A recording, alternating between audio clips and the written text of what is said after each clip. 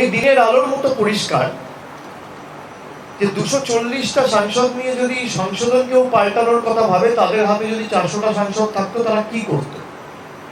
দেশটাকে পৈতৃক সম্পত্তিতে পরিণত করত। মানুষ রুখে দিয়েছে, আটকে দিয়েছে।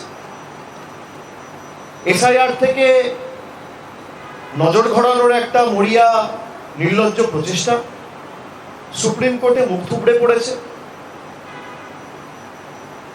চিফ ইলেকশন কমিশনারের সাংবাদিক বৈঠকের পরে আমরা পরিষ্কার বুঝতে পেরেছি যে আমরা বিরোধী পক্ষ থেকে যে প্রশ্নগুলো রেখেছিলাম, এরা নিপুণভাবে সেগুলো এড়িয়ে গিয়ে কোনো সদুত্তর না দিয়ে মানুষকে আরো বিভ্রান্ত করার চেষ্টা করেছে।